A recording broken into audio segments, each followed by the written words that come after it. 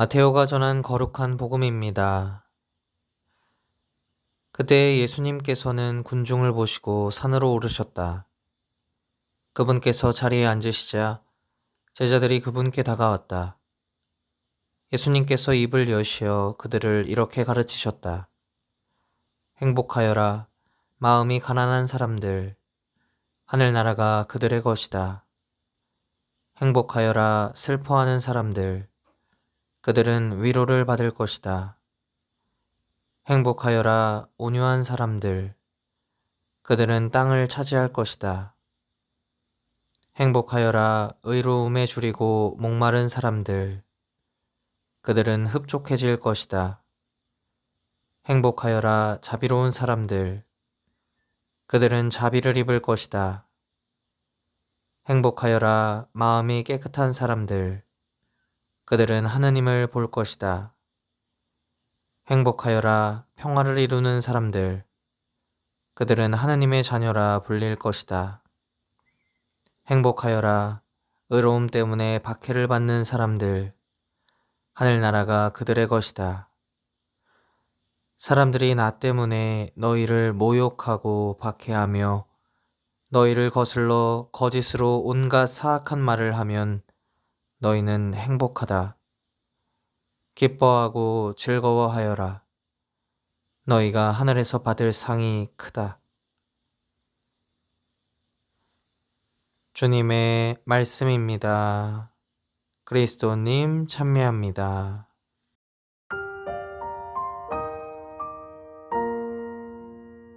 오늘 복음은 우리에게 너무나도 익숙한 대목이죠?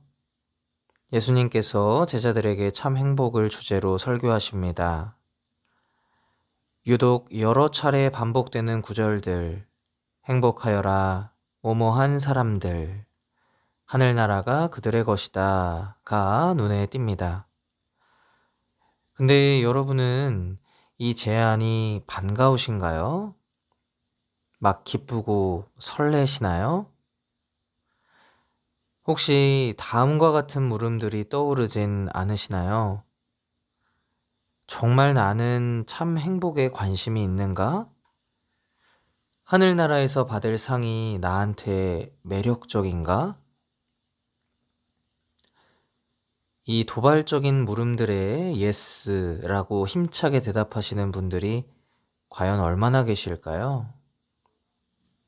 저는 그런 분들이 정말 많다고 자신할 수가 없습니다.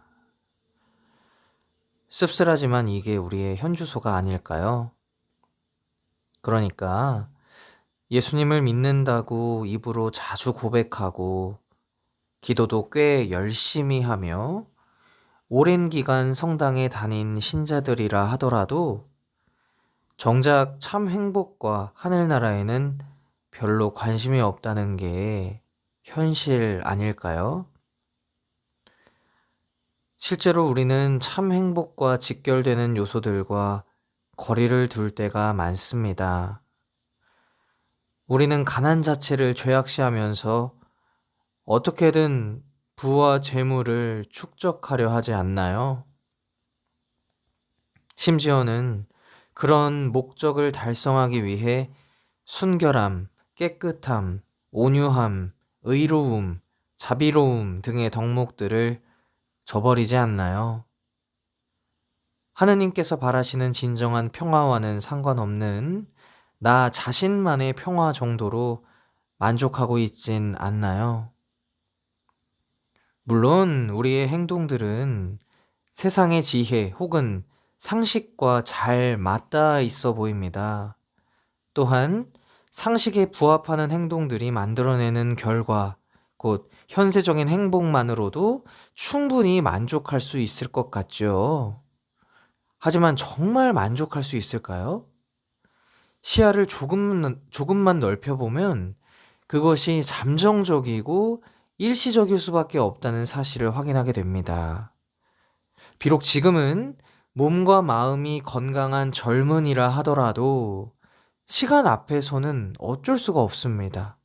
결국 노인이 되고 여러 가지 질병들에 시달리다가 죽음을 목전에 두게 되죠. 그런 상황이라면 그동안 추구해왔던 것들, 그러니까 현세적인 행복만을 보장하는 것들은 다 무의미해집니다. 아무짝에도 쓸모없게 된다는 것이죠. 우리는 세상을 떠나 고인이 되신 분들이 아무것도 들고 갈 수 없다는 사실을 적지 않게 목격하지 않았습니까? 그러므로 우리는 지금부터라도 현세에서 의미 있고 그 행복이 영원 무궁 이어지는 참 행복을 추구해야 하겠습니다. 뭔가 지금과는 다른 삶을 영위해야 하겠습니다.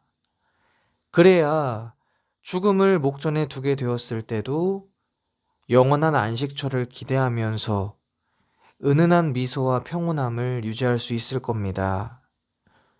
과연 이런 일이 가능하겠냐고요?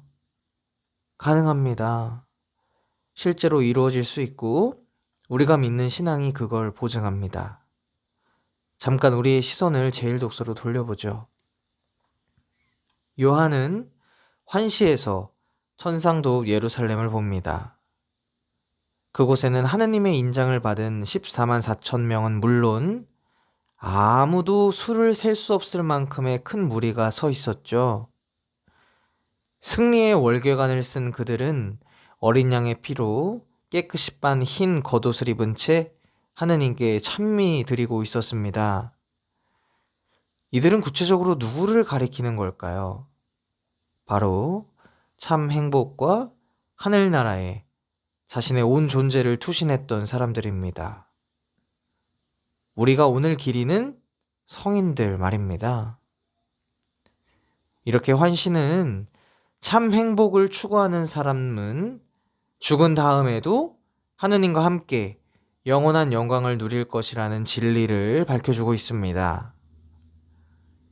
사랑하는 형제자매 여러분, 모든 성인 대축일을 지내고 있는 우리는 앞으로 어떻게 행동하는 것이 좋겠습니까? 사실 우리는 불확실하고도 막연한 미래가 너무 두렵습니다. 그래서 지금 당장 확실하고 눈에 보이는 현세적인 행복에 끌리죠. 그러다 보니 어리석게 보이는 참 행복과 하늘나라가 과연 의미가 있을지, 더 나아가 예수님이 보여주신 길이 과연 진리인지 의심마저 듭니다. 하지만 우리 안에는 이런 마음만 있는 게 아닙니다. 예수님처럼 거룩하고 멋지게 살고 싶은, 참으로 의미 있는 삶을 살고 싶은 마음도 있어요. 아마도 우리 안에서 활동하는 영이 충동질을 하기 때문일 겁니다. 그렇다면 이 두 가지 마음을 받아들입시다. 다만 성인들의 전구를 끊임없이 청합시다. 성인들은 이런 우리의 나약한 처지를 누구보다도 잘 아시기 때문에 우리를 위해 더욱 간절히 기도해 주실 것입니다. 그리고 그 기도를 들으신 하느님께서는 우리에게 자비를 베풀어 주실 것이고, 우리는 거룩함을 선택하는 힘을 잃지 않게 될 것입니다.